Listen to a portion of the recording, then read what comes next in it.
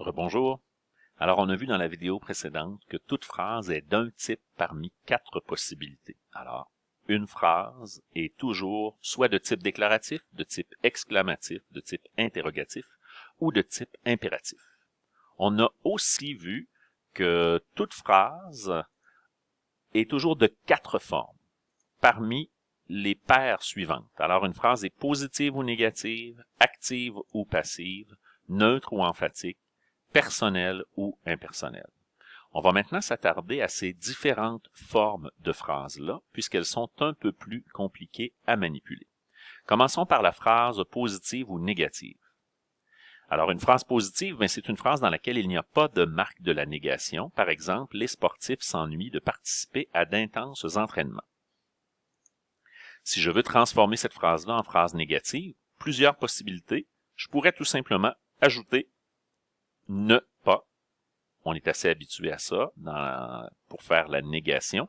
C'est le marqueur de la négation le plus habituel. Ne pas. Alors, les sportifs ne s'ennuient pas de participer à d'intenses entraînements. Maintenant, c'est une phrase qui est toujours correcte, mais ce n'est plus une phrase conforme au modèle de la phrase de base, puisqu'elle est négative. Je pourrais aussi utiliser la formule « ne jamais ». Alors, les sportifs ne s'ennuient jamais. Je peux aussi, plutôt que de faire le « ne pas » ou le « ne jamais » ou le « ne guère », là, toute autre formule du même genre, je peux créer une phrase de forme négative en employant un marqueur qui va remplacer une partie, qui va remplacer la plupart du temps le sujet. Alors, par exemple, ici, au lieu de dire « les sportifs ne s'ennuient jamais », je pourrais dire « personne ne s'ennuie de participer à d'intenses entraînements ». Tu remarques ici que quand je fais ça, je n'aurai pas après le verbe « jamais » ou « pas ». Alors, ça va être « personne ne s'ennuie de participer à d'intenses entraînements ». La marque négative qui est là, elle se retrouve dans « personne ».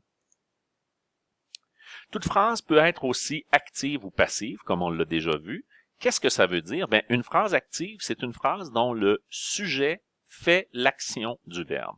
Alors, le sujet est en action, c'est le sujet qui fait l'action du verbe. Ici, pour identifier le sujet, je vais poser la question « Qui est-ce qui a déjoué le gardien? » C'est l'attaquant. Et c'est l'attaquant qui fait l'action de déjouer dans la phrase qui est là. L'attaquant a déjoué le gardien de but grâce à une habile feinte. Pour en faire une phrase passive, je vais devoir faire une transformation qui va faire en sorte que mon sujet ne fera plus l'action qui est comprise dans le verbe. Il va donc falloir que je change le sujet. Donc, je vais prendre le gardien, qui est ici le complément du verbe, et je vais en faire le sujet. Alors, je vais le passer de l'autre côté, ça va donner le gardien, et là, je vais être obligé d'ajouter l'auxiliaire être dans mon verbe. Ça va donc donner le gardien a été déjoué par l'habile feinte de l'attaquant. Alors, tu remarques que dans la phrase passive, le sujet ne fait pas l'action du verbe, il la subit. Et on va remarquer la présence de l'auxiliaire être. Ça pourrait être avec un verbe attributif aussi, et le plus souvent de la préposition par. Toute phrase est neutre ou emphatique. Qu'est-ce qu'on veut dire par là? Une phrase neutre, c'est la phrase conforme au modèle de la phrase de base.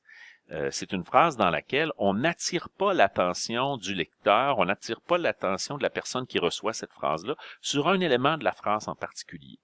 Alors que dans la phrase emphatique, on va trouver le moyen, on va prendre un moyen d'attirer l'attention du lecteur. Ça peut être, par exemple, attirer l'attention du lecteur sur le sujet en l'encadrant par « c'est qui ». Alors, c'est l'attaquant qui a déjoué le gardien de but hier soir. Je pourrais aussi dire l'attaquant l'a déjoué hier soir, le gardien de but. Alors, cette fois-là, au lieu d'attirer l'attention sur l'attaquant, j'attire l'attention sur le gardien de but en répétant ce terme-là, en reprenant le GM avec un pronom. Il y a aussi moyen, en déplaçant le complément de phrase et en le mettant au début de la phrase, d'attirer l'attention sur ce complément de phrase-là, puisqu'il n'est pas à l'endroit où on l'attend. Hier soir, l'attaquant a déjoué le gardien de but. Donc, on met en relief un élément de la phrase en l'encadrant par « c'est qui » ou en le répétant. Le plus souvent, ça va être par l'emploi d'un pronom. Et le déplacement du complément de phrase va créer lui aussi une phrase emphatique. Maintenant, pour la phrase personnelle ou impersonnelle. Alors, une phrase personnelle, c'est la phrase qui est conforme ici au modèle de la phrase de base. Un malheur est arrivé à ma cousine. Alors qu'une phrase impersonnelle, on en a un autre exemple ici, croire ce témoignage me semble difficile. Alors que la phrase impersonnelle, ce serait plutôt une phrase dans laquelle le sujet, d'abord, ça va toujours être le pronom « il » qui va être le sujet, et c'est un pronom qui est complètement impersonnel, c'est-à-dire qu'il ne représente pas quelqu'un ou quelque chose faisant une action ou exprimant quoi que ce soit. Il est arrivé un malheur à ma cousine. Dans les faits, c'est le malheur qui est arrivé à ma cousine. Il me semble difficile de croire ce témoignage. Même chose. Je pourrais aussi avoir la phrase « Il a neigé hier sur mon pays ». Le pronom « il » n'exprime pas, ne représente pas une personne. Il est complètement impersonnel.